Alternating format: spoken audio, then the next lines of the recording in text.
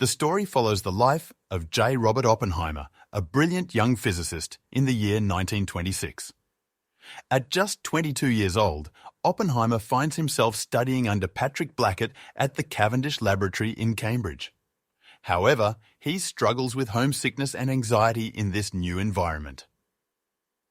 After an incident where Blackett forces him to miss a lecture, Oppenheimer contemplates ending his life by injecting an apple with cyanide. Fortunately, he has a change of heart and prevents Niels Bohr, a visiting scientist, from unknowingly consuming the poisoned apple. Despite the rough start, Oppenheimer perseveres and completes his PhD in physics at the University of Göttingen in Germany, where he meets Werner Heisenberg. Determined to expand quantum physics research in the United States, he returns to his home country and starts teaching at the University of California, Berkeley, and the California Institute of Technology. During this time, he meets his future wife, Katherine Puening, a biologist with a complicated past. He also becomes involved in an intermittent affair with Jeen Tatlock, a member of the Communist Party USA, until her tragic suicide. In 1942, the U.S. Army General Leslie Groves recruits Oppenheimer to lead the Manhattan Project, an ambitious and secret mission to develop an atomic bomb. Oppenheimer's Jewish heritage, combined with his fear of the Nazis succeeding in their nuclear weapons program under Heisenberg's leadership, drives him to accept the challenge. He assembles a team of brilliant scientists, including Edward Teller and Isidore Isaac Rabi at Los Alamos, New Mexico, to work on creating the bomb. He also collaborates with other sites, such as the Met Lab in Chicago, where he interacts with Enrico Fermi and David L. Hill. To gain further insight, Oppenheimer visits Albert Einstein, discussing the potential catastrophic consequences of atomic weapons. With the surrender of Germany in World War II, some scientists involved in the project questioned the necessity of continuing their work on the bomb.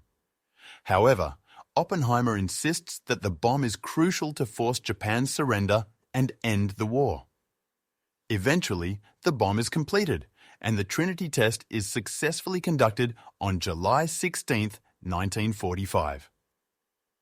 President Harry S. Truman makes the momentous decision to drop atomic bombs on Hiroshima and Nagasaki, which leads to Japan's surrender.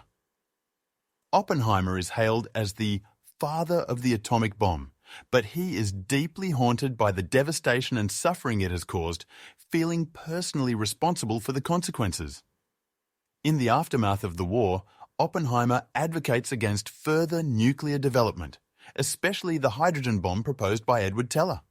However, his stance creates tension during the Cold War with the Soviet Union.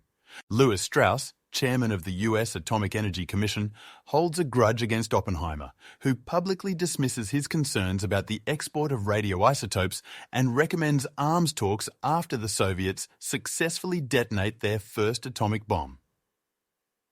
Strauss believes that Oppenheimer has also criticized him to Einstein. An ensuing hearing aims to remove Oppenheimer from political influence, and he finds himself betrayed by former associates, including Teller. Strauss takes advantage of Oppenheimer's associations with communists, such as Tatlock and his brother Frank, to damage his reputation. Despite the support of Rabi and other allies, Oppenheimer's security clearance is revoked, which diminishes his policy influence and public standing. Years later, in 1963, President Lyndon B. Johnson presents Oppenheimer with the Enrico Fermi Award as a gesture of political rehabilitation.